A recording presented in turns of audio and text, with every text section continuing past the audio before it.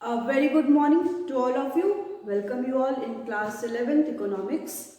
So as you already know that we have completed whole syllabus of economics. But from the previous few classes we were continuously revise the chapters. Basically the numerical questions of the statistics for economics like mean, median, mode, correlation, dispersion, etc. Okay. So from last 2 to 4 class we have completed the chapter correlation. Okay, so in the chapter correlation we have basically studied the topic that is what is the meaning of the correlation.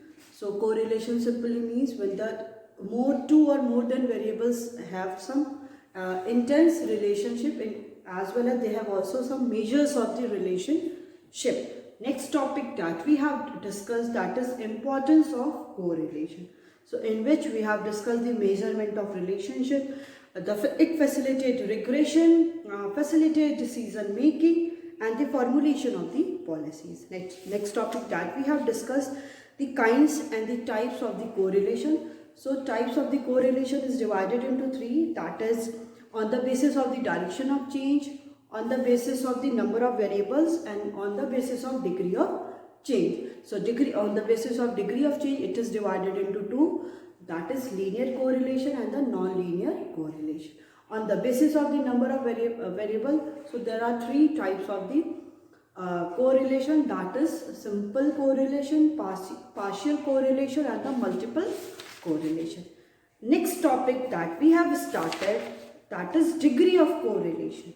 Okay, so degree of correlation is also divided into three, that is perfect correlation, absence of correlation and the limited degree of correlation. Okay, so in the limited degree of correlation we have studied three: high degree of correlation, moderate degree of correlation as well as low degree of correlation. Next topic that we have started is the methods of the estimating the correlation. So in this we have studied the scatter diagram method, Karl Pearson's coefficient of correlation. Okay, so from the previous 2-3 classes we have completed whole numericals of the chapters of the topic, that is Karl Pearson's coefficient of correlation. So in the Karl Pearson's coefficient of correlation we have to study the 4 method for the calculating of the coefficient of correlation. So in this we have discussed the actual mean method, direct method, shortcut method as well as step derivation method. Okay, so we have completed the whole topic, that is correlation, in the previous class. In today's class we are going to start the last chapter of your statistics for economics, that is index number. Okay, so in the index number what we are going to study, first of all we will see what is meaning of the index number. Next one is, that is features or the characteristics of the index number, advantages of the index number, problem or the difficulties in the making or the construction of the index number. Next one is limitations of the index number, and next topic is methods of the construction of the index number. After that we will solve some numerical questions of this chapter. Okay, so before any kind of delay, let's get started.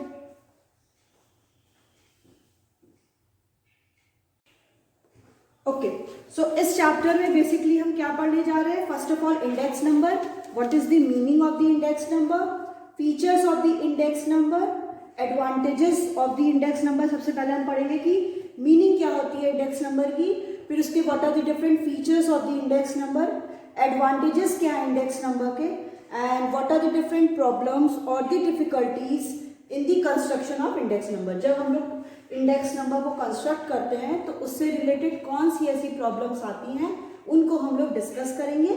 Next topic है limitations of the index number. So what are the different limitations index number के, वो पढ़ेंगे. Methods of the construction of index number, अगर हम लोग index number को construct करने जा रहे हैं तो उसके कौन कौन से ऐसे मेथड्स हैं तो first one is unweighted index number, second one is weighted index number. Next topic that we are going to study is some important index number, some others also important index number, that is wholesale price index क्या होता है, consumer price index क्या होता है, industrial production index आपके syllabus से हट गया है, तो आपको industrial production index ये क्या करना है, आपको नहीं पढ़ना है. ठीक है, ये टॉपिक आपको क्या करना है, नहीं पढ़ना है, बिकॉज ये सिलेबस से आपका ये कोविड की वजह से जो सिलेबस रिड्यूस हुआ, तो इंडस्ट्रियल प्रोडक्शन इंडेक्स भी आपको नहीं पढ़ना है. नेक्स्ट पढ़ेंगे हम लोग agricultural production index, Sensex production index. Next topic is uses of different types of index number. जो भी डिफरेंट टाइप्स के इंडेक्स नंबर है उनका बेसिकली क्या यूज होता है. Next one is Sensex. Sensex क्या होता है वो पढ़ेंगे. Uses of the different types of index number भी हो गया. Inflation and the index number. Inflation और इंडेक्स नंबर में कैसा रिलेशन है, क्या रिलेशन है. ठीक है, तो इन्फ्लेशन और इंडेक्स नंबर में क्या रिलेशन है ये पढ़ेंगे. And the list of the फॉर्मूले, जो भी डिफरेंट फॉर्मूले हैं, एब्रीविएशन है, वो सारे अब हम पढ़ते हैं. ठीक है, तो first of all we will deal with the what is the meaning of the index number. तो उसके पहले हम लोग क्या पढ़ेंगे, इसका इंट्रोडक्शन. इंट्रोडक्शन देखते हैं कि क्या है. So we have learned in the previous chapter how summary measures can be obtain from a mass of data. Last chapter में हमने ये पढ़ लिया है कि अगर जो भी समरी है डेटा की, हम कैसे ऑब्टेन करते हैं जब क्या है, मास ऑफ डेटा दिया रहता है. दैट मीन्स हमारे पास बहुत लार्ज नंबर में डेटा रहता है, तो हम उससे रिलेटेड समरी को कैसे फाइंड आउट करते हैं. So we observe changes. Now we will learn how to obtain summary measures of change in the group of related variables. ठीक है, अगर related variables दिए होंगे तो उनसे related हम summary को कैसे find out करेंगे. So we observe changes in the industrial output, price, income level, supply of money, etc. अब ये जो सारे चेंजेस आ रहे हैं कि इंडस्ट्रियल के आउटपुट का कितना प्रोडक्शन हुआ, अगर डिमांड में है वो कितना चेंज हो रहा है, सप्लाई क्या है, ये सारी चेंजेस हम पढ़ेंगे कि और कैसे प्राइस क्या है, इंक्रीज और डिक्रीज कर रहा है, आउटपुट का प्रोडक्शन इंक्रीज और डिक्रीज कर रहा है, ये सारे मेजर्स को हमें पढ़ना है. So in order to know the extent of the change over a period of time we use index number. अब अगर हमें ये देखना है कि अगर हम डिफरेंट पीरियड ऑफ टाइम ले लेते हैं, मतलब अगर हम मंथ ले लेते हैं, वीक ले लेते हैं, ईयर ले लेते हैं, तो हर एक ईयर में, पीरियड में कितना चेंजेस आया है, प्राइस में कितना चेंज आया है, प्राइस कितना इंक्रीज और डिक्रीज हुई है, आउटपुट के प्रोडक्शन में इंक्रीज हुआ है या डिक्रीज हुआ है, डिमांड में इंक्रीज और डिक्रीज हुआ है, सप्लाई में इंक्रीज और डिक्रीज हुआ है, over a period of time, different time period में क्या क्या चेंजेस हुआ है, उससे रिलेटेड हमको क्या करना है, जो स्टडी करना है, उसी को हम लोग क्या बोलते हैं, इंडेक्स नंबर बोलते हैं.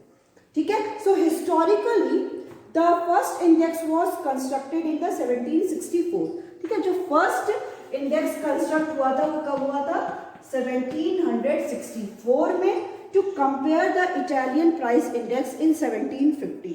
उस टाइम किसके साथ कंपेयर करने के लिए कि जो 1750 में इटालियन प्राइस इंडेक्स, 1750 में जो इटालियन प्राइस इंडेक्स था, उसमें प्राइस को कंपेयर करने के लिए क्या किया गया था, इस इंडेक्स को 1764 में इंट्रोड्यूस किया था लेवल इन द 1500.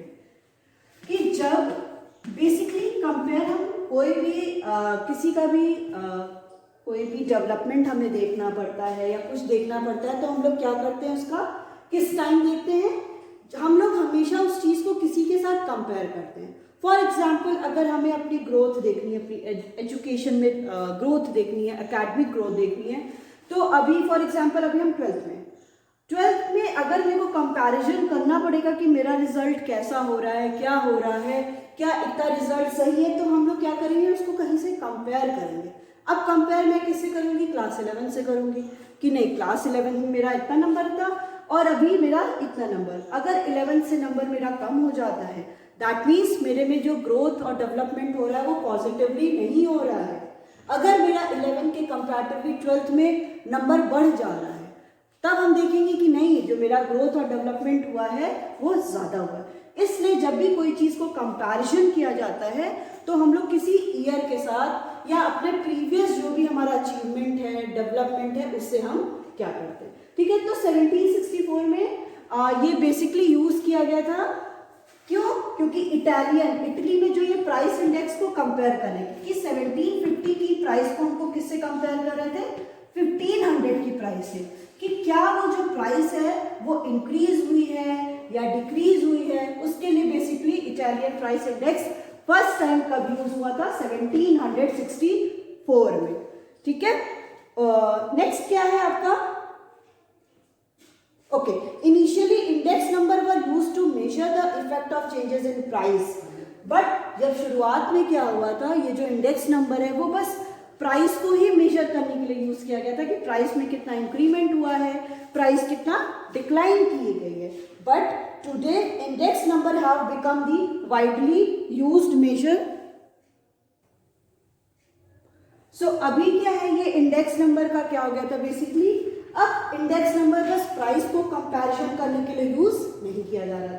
बट शुरुआत में देखा गया था कि ये इंडेक्स नंबर को बस किसके लिए यूज किया जा रहा था कि प्राइस में कितना चेंजेस हुआ है over the period of time. अगर हम लोग कंपैरिजन करें कि 220 में price of the commodity, price commodity की अगर ओवरऑल प्राइस की बात करते हैं वो इंक्रीज हुई है या डिक्रीज हुई है, तो हम 2020 की प्राइस ऑफ द कमोडिटी को किसी ईयर के साथ कंपेयर करेंगे कि अब अगर फॉर एग्जांपल 2014 के साथ हम कंपेयर करते हैं, तब हमें पता चलेगा कि जो प्राइस है कमोडिटी की वो इंक्रीज हुई है या डिक्रीज हुई है। ठीक है, तो ये क्या होता है, इसी के लिए हम लोग इंडेक्स नंबर को यूज करते हैं।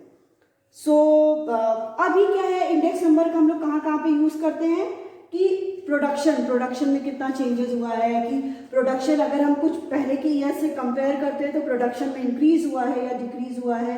कंट्री का जो एक्सपोर्ट है, कंट्री एक्सपोर्ट कितना कर रही है वो क्या हुआ है, इंक्रीज हुआ है या डिक्रीज हुआ है, या कंट्री इंपोर्ट कितना कर रही है वो इंपोर्ट इंक्रीज और डिक्रीज हुआ है। For this purpose we are using the index number. हम इसलिए क्या करते हैं, इंडेक्स नंबर को यूज करते हैं। So the next one is meaning of the index number. अभी तक हमने क्या पढ़ा, इसका इंट्रोडक्शन पढ़ा, meaning of index number. So here two examples are given. So Rabi goes to the market. Rabi is a boy. He goes to the market after a long gap. कि बहुत gap के बाद वो क्या कर रहा है, मार्केट गया। He finds that price of the most commodities have changed. उसने ये देखा कि ज्यादातर गुड्स की क्या हो गई है, प्राइस में चेंजेस आ गया है। Some items have become costlier while other have become cheaper. कुछ ऐसे गुड्स हैं जिन गुड्स की क्या हो गई है, प्राइस इंक्रीज कर गई है, और कुछ ऐसे गुड्स हैं जिनकी प्राइस क्या हो गई है, डिक्रीज कर गई है। रवि क्या है, वो मार्केट में गया, बहुत दिनों बाद मार्केट में गया, तो उसने देखा कि गुड्स में जो प्राइसेस थी वो बहुत चेंज हो गई है। कुछ गुड्स की प्राइस कॉस्टलियर हो गई है, कुछ गुड्स की प्राइस क्या हो गई है, वो बहुत चीप हो गई है, फॉल कर गई है।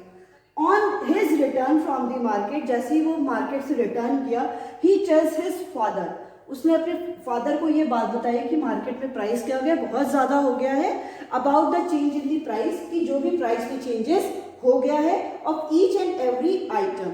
सो it is bewildering to both. Bewildering means कि ये जो प्राइस में चेंज हो रहा है उसकी वजह से ये दोनों क्या होते हैं, बहुत शॉक्ड में आ गए कि प्राइस में इतना चेंजेस कैसे और क्यों हो गया। Next example is given here, an industrial worker was earning salary of ₹1000 इन 1982। ठीक है, एक इंडस्ट्रियल वर्कर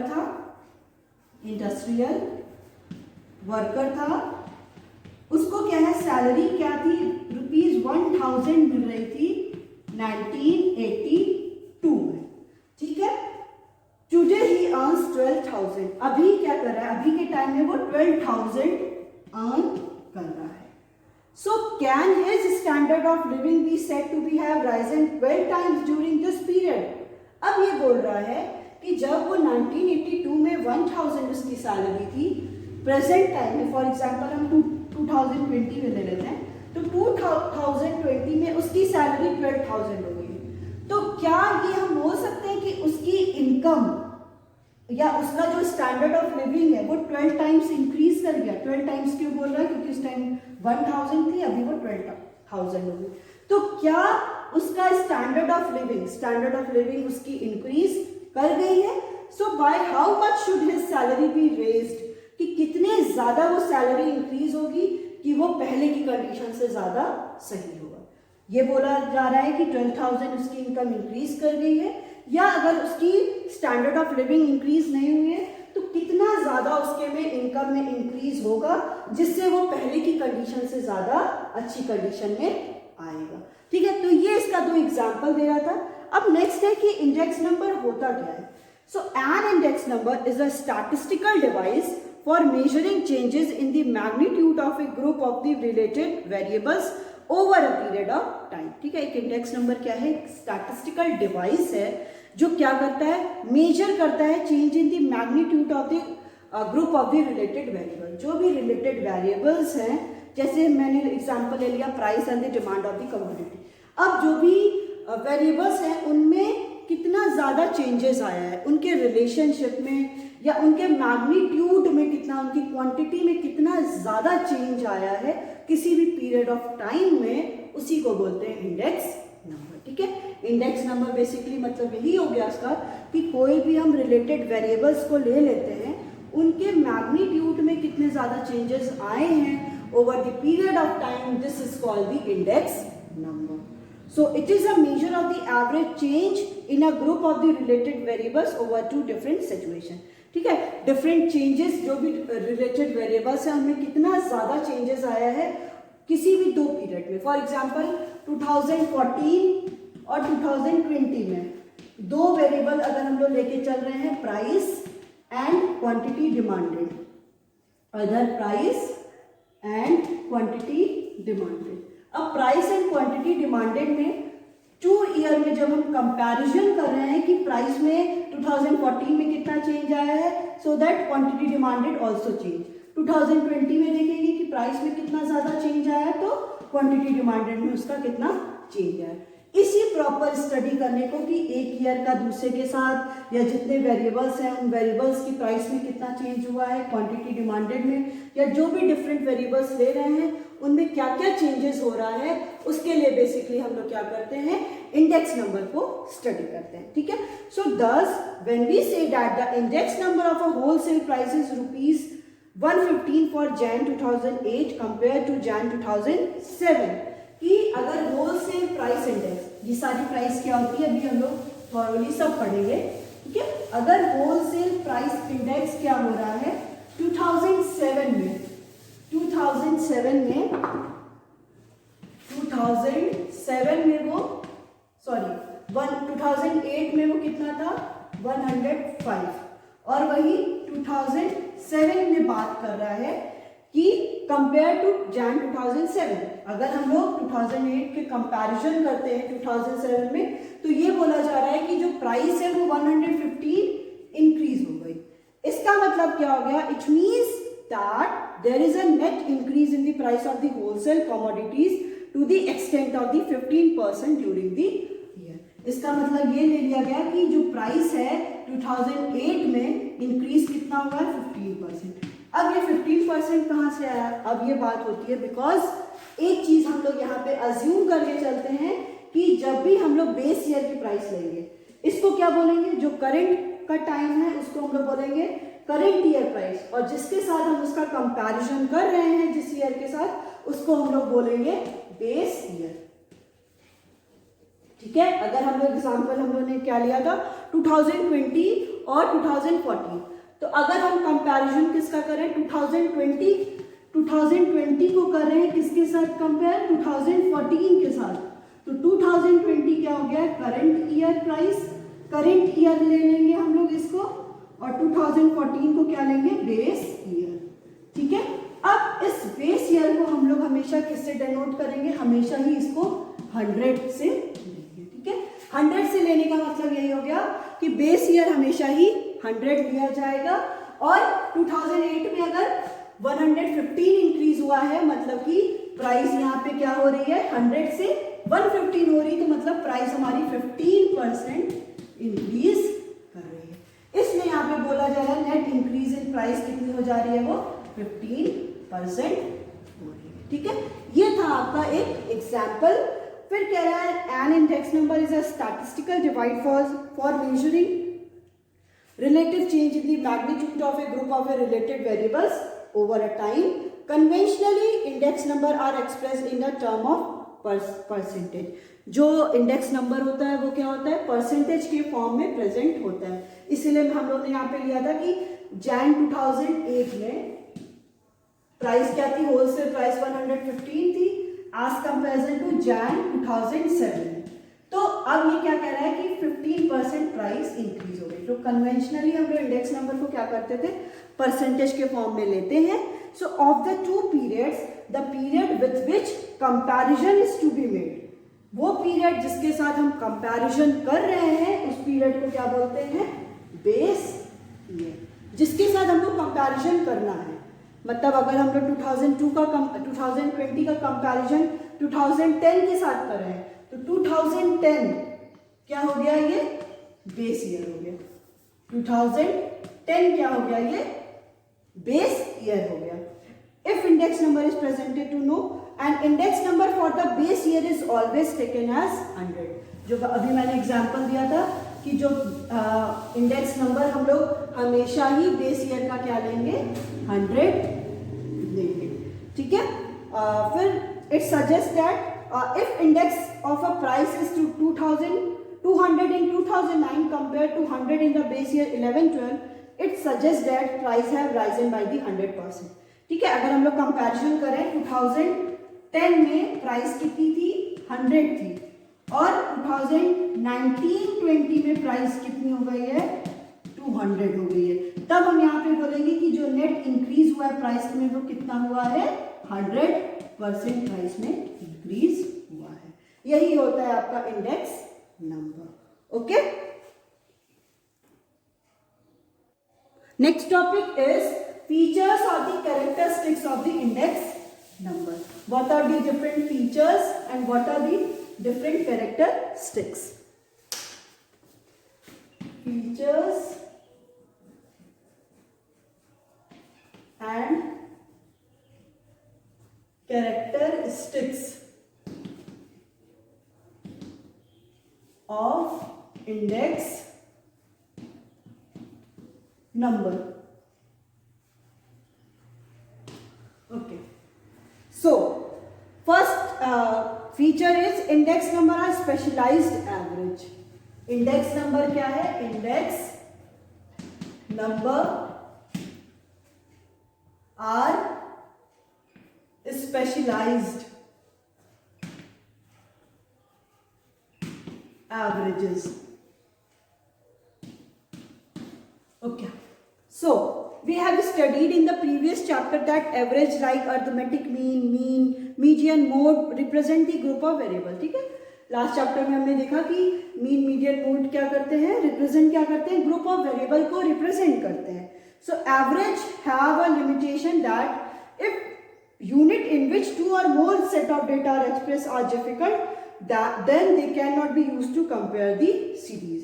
अब एवरेज में ये लिमिटेशन हो जाती थी कि अगर टू और मोर सेट्स ऑफ डेटा होते थे, टू और मोर सेट्स ऑफ डेटा हो जाते थे, वो क्या हो जाते थे, एक्सप्रेस जब होते थे तो उनका न्यूमेरिकल करना, उनको कैलकुलेशन करना क्या हो जाता था, लिटिल बिट डिफिकल्ट हो जाता था। क्योंकि अगर टू और मोर देन टू डेटा हो जाएंगे, टू सीरीज ऑफ डेटा हो जाएंगे, तो उनका जब हम लोग सॉल्व करेंगे, उनका सॉल्व करना क्या हो जाता था, थोड़ा कॉम्प्लिकेटेड हो जाता था, लिटिल बिट डिफिकल्ट हो जाता था।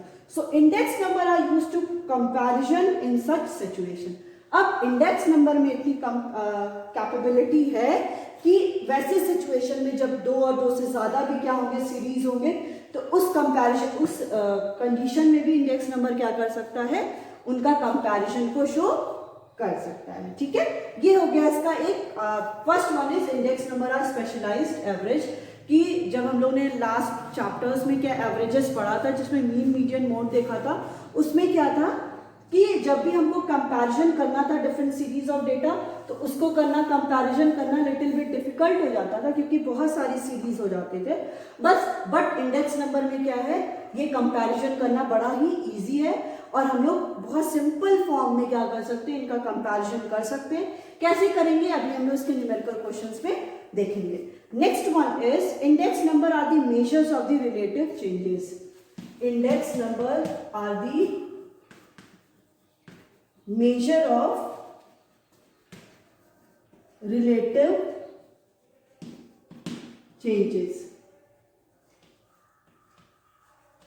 Okay, so index number measure relative changes in the variable over a period of time. index number measure क्या करता है, relative change, relative चीजों को, जो भी relative measures हैं उनको वो measure करता है। ठीक है, जैसे relative में क्या हम लोग ले लेंगे, परसेंटेज के फॉर्म में, कि जो भी परसेंटेज में चेंजेस होता है इंडेक्स नंबर उसी को क्या करता है, उन्हीं की स्टडी करता है, परसेंटेज में जो भी चेंजेस होगा। So index number are express in percentage.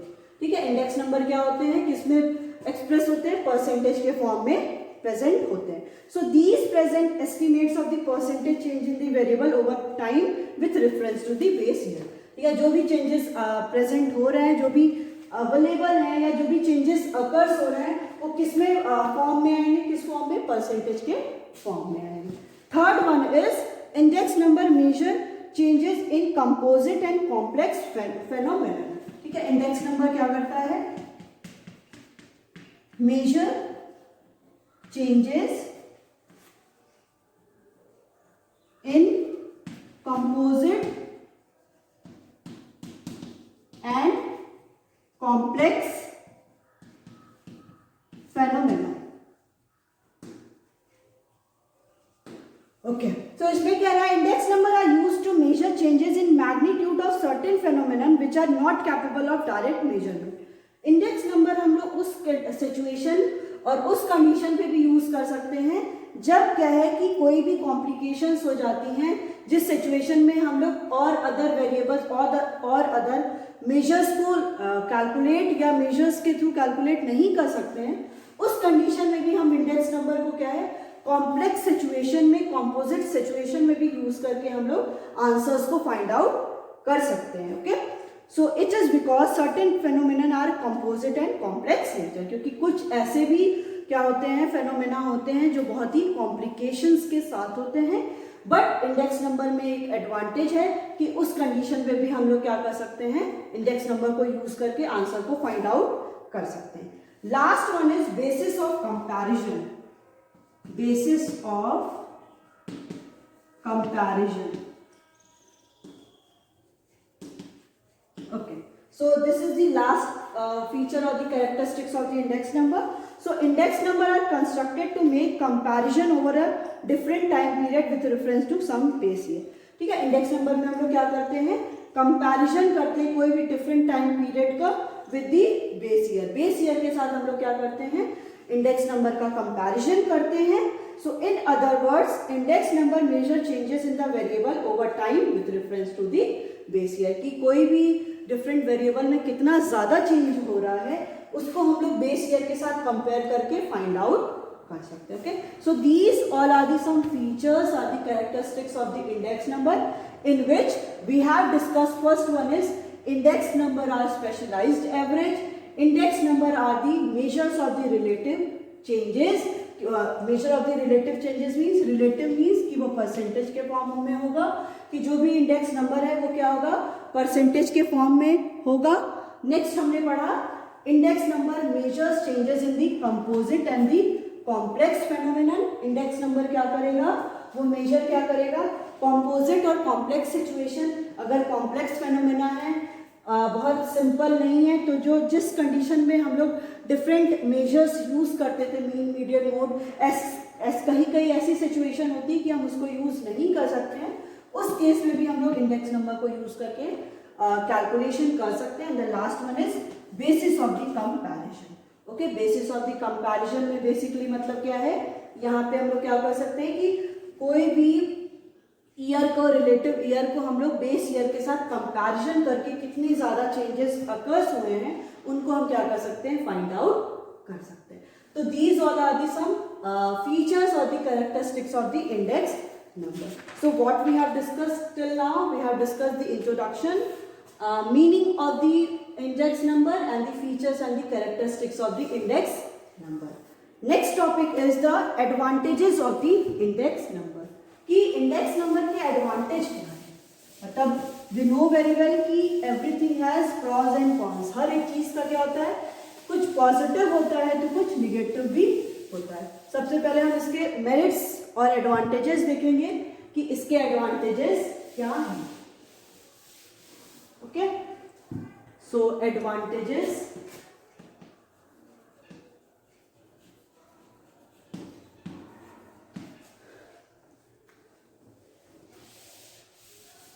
Advantages of index number.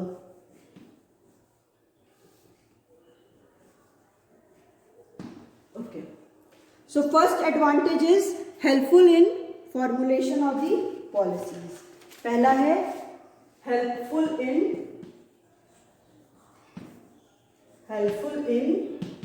formulation of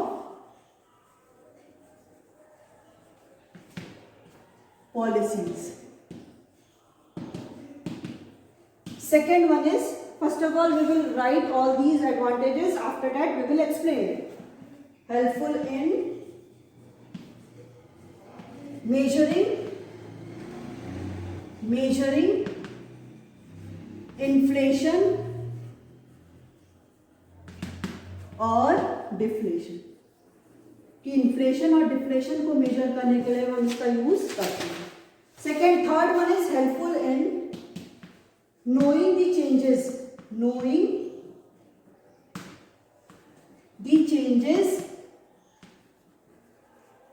in standard of living.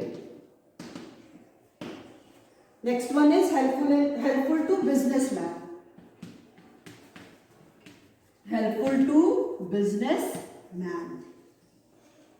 Next one is useful to assess exports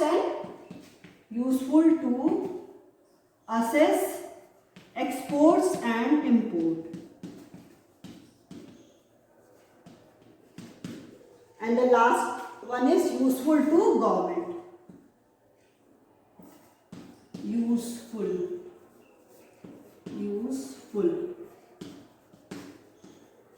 to government.